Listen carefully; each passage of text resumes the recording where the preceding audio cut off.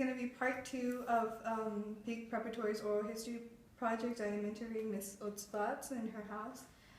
So, as I asked you before, I asked how has the Holocaust affected your life, and you said it's been part of your career. Why did you decide to make the Holocaust part of your career? Because it interests me intellectually as well as it has determined my life emotionally. So, like when you said that it's emotionally, why did it interest you so much? Because if a child is for 10 years lives in persecution and all of her family had been killed, and she herself has to wear the yellow star and is exposed to constant life danger, that somehow affects a person's life until for as long as that person lives. Is there like a significant memory that has happened during the Holocaust that you remember all the time? The whole event, the whole process, those 10 months during which it happened in Hungary, but even before, when I heard about horrific things that happened to Jews, have determined my life, yes. How did you hear about the horrific things that... Everybody talked about them. You said that before the Holocaust your childhood was pretty normal. Can you describe what normal meant to you? Not to me, but usually to children, yes? I mean, I lived with my parents and played with my friends and went to school and had a life such as every child usually has. No, continue. Nothing much more, just a life that today's children haven't. 20 years ago and 100 years ago, children usually, if living under normal circumstances and having loving parents, usually have. So I had such life. You said that you had a brother. Was he your older brother or younger brother? Older brother. How close were y'all before the Holocaust? Well, we were children, close. But you're close, as in y'all always went around together, or it's just as brothers? No, he's a boy. I mean, so one doesn't. Of course. So did it change after the Holocaust? No, it didn't change. Y'all are still close? Yeah, very close. Was he affected in any way by the Holocaust? The same way as I was. Okay. So when y'all were living in the ghetto, was there a routine that happened daily, or was it just you had to be careful and... Don't understand the question.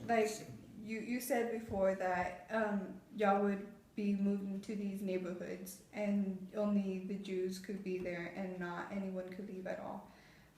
So was there a daily routine that happened, or was it just... No, there were two ghetto lives. One of them was the summer when that was so-called ghetto house, where the house itself was a house in which only Jews could live.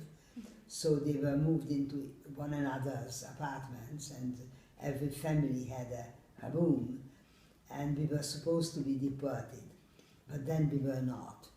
That had political reasons why we were not. And so this is the way we lived during the summer of 1944, and then came the fall and a new persecution started. And at that time we were hiding and we were taken to the ghetto, but only for a short while, because that girl who has saved our lives came to pick us up and took us out of the ghetto, me and my brother. And that was the ghetto in which a huge blockage of house, I mean not even a block of a street, but several blocks of a street, lived, only Jews could live there, and they lived under horrific circumstances. And so there we were together, and what was your question? Was there anything daily that happened when you lived there, or was at that time they daily killed Jews, shooting them into the Danube, yes. Was it just like any Jews, or like did they have specific people? No, it was just regular Jews. During the Holocaust, you always mention, like of course, every Jewish person was going to be scared. But did you try to stay to the point where you weren't, like, were you trying to not be scared? Were you trying to be brave, or like what went through your mind during like every day when you were in the ghetto? That what is with my parents and that they are going to kill us. That went into my mind. I mean, so imagine, try to imagine it. Cool. Okay, don't stand outside of it, but try to imagine it. That you are 9 years old or 10 years old, that you live among thousands of people, that you don't see your parents. So imagine how such a child feels. I mean, it is. I mean, I can't describe it, but I mean, it's no. I mean, just by the mere fact that I am saying how that what happened is good enough to imagine what happens to such a child. I mean, how such a child feels and what such a child thinks of. I mean, day and night of the parents, and that we will be separated, that we will be killed. That I mean, it's an incredible threat. Can you imagine it? Yes. Really? Yes, I can. It Okay. must have been scary. But like, didn't you have like any hopes? Like, was there like certain people that would be there and saying that we will survive this or anything, or did everybody just feel scared? And I mean, how could they say that we are going to survive? It didn't depend on them. It was dependent on those who were murdering. So, I mean, if there were such people, that would have mean that they don't understand what happens. I mean, it was not up to us, it was up to them. Number one. Number two, the only thing that I hoped for was that this girl who has saved our lives, Ergi, that she will come and somehow get us your out. nanny, right? What you say? Your nanny? Yes. So can you describe the day that your nanny came to get you, like, pick you up from the ghetto?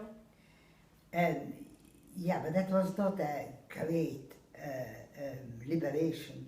I mean, it was just, she came, thank goodness, and then we were going through a number of soldiers who were asking for papers, and then we finally got out of the ghetto. But that was a time of incredible tension and fear and despair and so on. So y'all didn't have to hide, y'all? Yeah, from that time on we went into hiding, yes, but individually, not together. So y'all were all separated? We all were separated. Yes. So where did you stay, and like where did your brother stay? In some 16 places.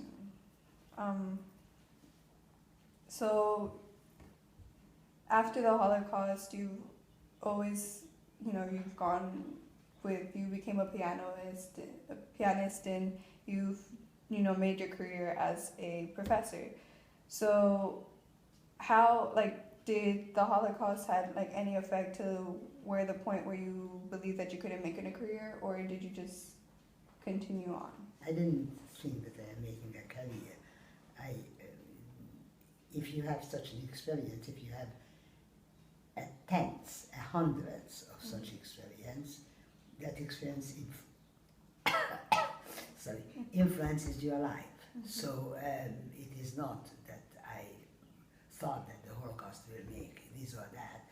I mean, I was a pianist first, and then I got a concert diploma in Germany, and then we came to America because my husband was invited to Austin, to the University of Texas at Austin. He was a mathematician, and so I came, and then I had to decide whether or not I stay a pianist or I study, I get a PhD. And so I then decided for a PhD in German literature and culture. And so I got that from Austin, and I started to teach that. And then, in a way, in some ways or other, very naturally, I was teaching the history of 18th century Germany and 18th century Europe, of 19th century Europe, of 20th century Europe, and then we arrived at the Holocaust, and I started to teach the Holocaust. So how did you meet your husband? Was he affected in the Holocaust? No, or not at all. No. He was not. He was originally not Jewish. So why did you decide to take your PhD? Because you preferred it was better, or for other reasons? No, because I thought that would be wonderful. So now that you constantly research about Holocaust, like, do you ever think like what could have happened if it was me, or do you just read by and I don't understand the question. like, do you constantly believe that, like, whenever you research the Holocaust of like what they did to the people, do you think that you put it in your mindset like if you were there, or do you just look at it as normal? But I was there. Yes, but like I mean, like when you heard about how they would take away the women's wombs and what they would do to whenever they were in the would have taken camps. away my wombs because I was a child. They would have killed me immediately. Well, okay. I don't think you understand my question very well. It's like, No. when you heard about the camps, did you like picture yourself being inside the camps, or did you just see it as something that was horrible that they did to the people? Of course, I pictured myself not. I repeat, not in the camps, because I knew that I wouldn't survive the camps. There is not one child with whom I went to school who survived the camps. But I knew what happened in the camps, so I certainly knew what would have happened to me.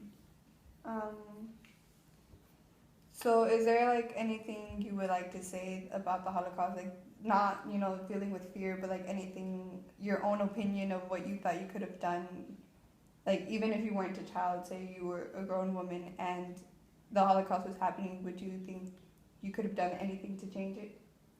Under those circumstances, no, of course not. Like, how could you have changed it?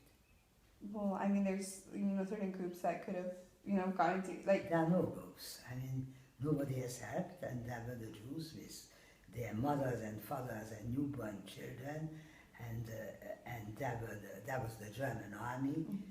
How could they have changed it? They couldn't have changed it. As What? No, I was gonna kind of repeat the same question, but it was never mind.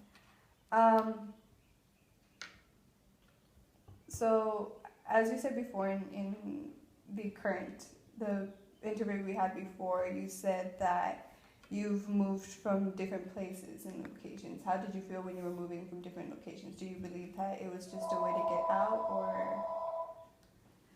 No, I hoped by every move, I hope that I will survive. I mean, but at the same time I was very much afraid. Eccomi una seconda.